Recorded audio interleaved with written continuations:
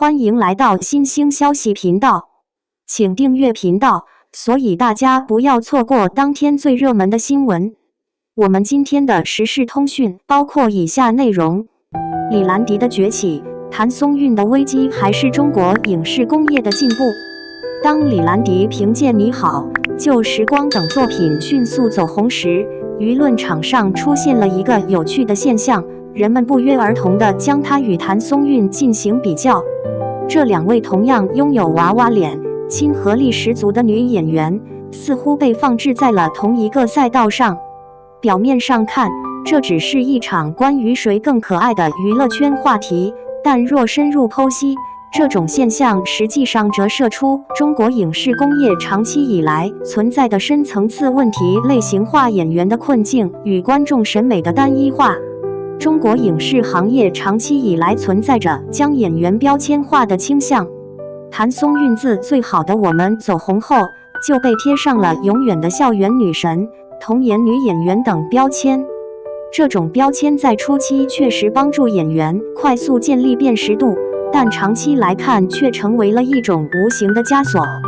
制作方在选择演员时，往往会陷入思维定式：校园剧等于谭松韵类演员，职场女强人等于袁泉类演员。这种机械的对应关系，实际上暴露了行业创新能力的不足和角色塑造的扁平化。当李兰迪出现后，市场本能地将她归入已有的谭松韵同类项中，而非看到每位演员独特的艺术可能性。深入观察会发现，李兰迪与谭松韵的表演风格存在显著差异。谭松韵的表演更偏向于自然主义的流露，她在《以家人之名》中展现的是一种浑然天成的邻家女孩气质，而李兰迪在《星落凝成糖》等作品中则表现出更强的戏剧张力和角色塑造意识。这种差异本应被视作中国演员谱系丰富的体现，却被市场简化为同类竞争。行业对演员的评价体系过度聚焦于外在形象的相似性，而非表演艺术的独特性，这反映出影视工业审美标准的贫乏。从更宏观的角度看，所谓的竞争恰恰证明了中国影视市场的繁荣。好莱坞黄金时代同时拥有凯瑟琳、赫本、贝蒂、戴维斯、琼、克劳馥等多位顶级女星，她们的并存不是威胁，而是行业健康发展的标志。真正成熟的影视工业应该能够容纳更多同类型演员的共存，并为每位演员找到适合的发展路径。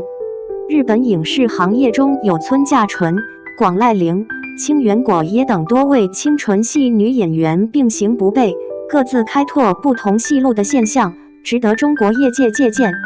中国观众群体的分化与成熟，为不同类型演员提供了生存空间。随着网络视频平台的兴起，观众口味日益多元化。一部分观众钟情于谭松韵带来的温暖治愈，另一部分则可能更喜欢李兰迪展现的青春活力。市场容量的扩大本应消解非此即彼的焦虑，但制作方仍习惯性地将演员置于对立位置，这反映出行业对市场变化的认知滞后。影视制作的工业化程度不足，加剧了这种同类相争的焦虑。在成熟的影视工业体系中，类型化不是限制，而是优势。韩国娱乐产业能够系统化地培养和定位不同类型艺人，使每位演员都能在细分领域深耕。反观中国影视行业，缺乏对演员长期发展规划的专业支持，导致演员在突破固有形象时往往孤军奋战。李兰迪的崛起不应被看作谭松韵的威胁，而应成为推动行业建立更专业艺人培养体系的契机。从文化层面看，对娃娃脸演员的追捧反映了社会审美的一定局限性。这种偏好固然有其存在的合理性，但过度强调外形的青春化也可能挤压其他类型演员的空间。健康的文化生态应该包容多样化的美，而非将某一种形象奉为圭臬。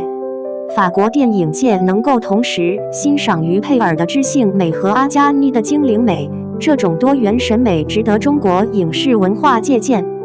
谭松韵本人近年来已在积极寻求突破，请教我总监中的职场女性形象，就展现了她摆脱固化标签的努力。行业应该鼓励这种自我突破，而非将演员禁锢在最初的成名角色中。同样，李兰迪也不应被简单定义为下一个谭松韵，而应被看作带来新可能的独立个体。中国影视产业要真正走向成熟，必须建立起更加多元化的评价体系和更加专业的发展路径。当行业能够根据演员的特质量身定制发展方案，当观众能够以更加开放的心态欣赏不同类型的表演，所谓的竞争焦虑自然消解。李兰迪与谭松韵的比较应该升华为关于中国演员多样性发展的思考，而非简化为娱乐圈的八卦话题。影视艺术的繁荣从来不是零和游戏，每位演员的成长都在丰富着中国故事的讲述方式。当我们不再用竞争的眼光看待演员之间的关系，而是欣赏每位艺术家的独特贡献时，中国影视才能真正走向百花齐放的春天。2. 雪中蓝衣直接封神。李兰迪被炒5年古装丑女，新剧一个镜头惊艳逆袭，蓝衣在雪中熠熠生辉，成就了封神之姿。李兰迪曾因古装造型被指责为丑女长达5年，然而在新剧中，仅一个镜头便实现了形象反转。朝雪路热播，李兰迪饰演的仵作秦婉彻底火了。雪地之中，她身着深蓝色长裙，手持伞独自前行，发髻随意盘起，几丝碎发轻拂脸颊，弯弯的眉毛与琥珀般的瞳仁相映成趣，檀木瞬间刷屏。这哪里是验尸官，简直是从工笔画中走出的仙子。双引号。更有过之的是，网友们挖出了她6年前梦回中的旧照进行对比，那轻功造型紧贴头皮，直筒齐装尽显，圆润的脸庞和粗壮的腰身，让她成为了被广泛嘲讽的最胖轻功女主角。然而，时至今日，同一位演员体重减轻了20斤，更换了造型师后，立刻完成了从丫鬟脸到古典白月光的华丽转身。2019年拍《梦回》时，李兰迪才20岁，在成长阶段未能控制饮食，体重飙升至110斤，身高162厘米，镜头捕捉到的脸部圆润的仿佛一个包子。令人遗憾的是，轻功的服饰造型，发髻紧贴头皮，梳成所谓的大光明样式，长袍则是笔直无腰身，简直将少女的形象拍成了慈祥的老妇。网友们犀利地评论道：当男主角拥抱她的时候，她的胳膊是不是都在颤抖呢？双引号。这部戏让她背上古装雷区标签，整整3年没接到好本子。2023年，她出演了仙侠巨星《洛宁成堂》，体重降至90斤，面部轮廓也变得更为精致。可造型师又掉链子，夜谭女主角头发凌乱地扎成高马尾，衣着朴素的仿佛是粗麻布袋，佩戴的首饰也比不上丫鬟们的精致。相较之下，女配角青葵则身着飘逸的纱裙，仙气逼人。观众纷纷抱怨，女主角的装扮看起来像是做粗活的，全靠她的演技在支撑。双引号。至2024年，流水迢迢团队终于灵光一闪，为她佩戴了璀璨夺目的头饰。然而，结果却出人意料的糟糕。粉色的长裙搭配着浓密的齐刘海，使得她的脸型显得既短又圆。身着金线绣制的袍子，从远处望去，仿佛是偷穿了成人的衣裳。然而，唯一引人注目的还是她那独特的异域风格。蓬松的编发和额饰遮掩了额头，这才增添了几分女主的气场。朝雪路的化妆师在接受采访时表示，李兰迪属于淡妆风格，她的面部特征柔和且精致，因此在化妆时需要注重简约。发型心机，所有盘发都偷偷垫高。在那场以雪景为背景的蓝衣戏份中，头顶巧妙地利用假发包塑造出优美的弧线，后脑勺的头发被巧妙地扯散，从而在视觉上营造出头包脸的效果。两侧鬓角仅留下几缕碎发，原本圆润的脸庞瞬间变成了优雅的鹅蛋脸。妆容革命，抛弃韩式平眉，改用细长弯月眉，眼影仅以浅棕色作为基础，睫毛清晰可见，并未粘贴假睫毛。尤为出色的是那琥珀色的美瞳，一经光线照射便宛如琉璃珠般璀璨，再搭配上同色系的眼线，观众们不禁赞叹，这双眼睛仿佛能说话。双引号，穿衣哲学，五座身份穿素色，反而成全了他。身着青白色粗布长袍，腰间系着棉麻质地的腰带，行走间腰线清晰可见。雪地中，蓝色衣衫以细腻的纹路提升质感，巧妙避开过于俗艳。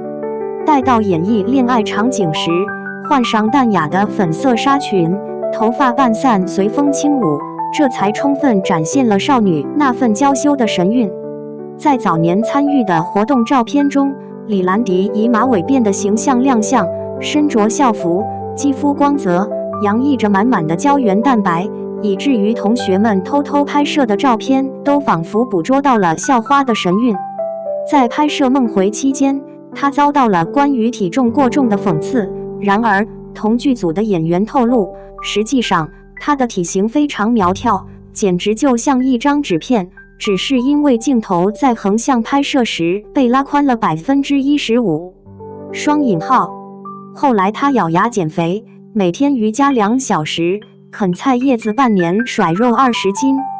在拍摄流水迢迢期间，身材之纤细以至于男演员的双臂可以将其环绕，然而换上荧光色的服装后，依旧被评价为土气。直到朝雪路播出，网友才恍然大悟。穿对衣，素色布料垂顺不膨胀，深蓝显白又藏肉。盘对头，颅顶高了，脸就小了。化对妆，淡颜系狂堆浓妆等于自杀，几笔线条勾出古香才是王道。如今屏幕上充斥着对造型师的赞誉，诸如给造型师加鸡腿。然而6年前曾对他口出恶言，指责他滚出古装界的人，却悄悄地删除了那些帖子。李兰迪的遭遇不是个例。周冬雨在演绎《千古绝尘》期间，其造型为紧贴头皮的发型搭配素雅的妆容，遭到了小学生装神仙的讽刺。而陈妍希饰演的小龙女，即便容颜美丽，头顶那2根类似鸡腿的装饰也让她显得难以支撑。造型翻车3大坑。1. 模板化梳头，统一采用中分发型搭配披肩长发，全然不顾及演员的脸部轮廓。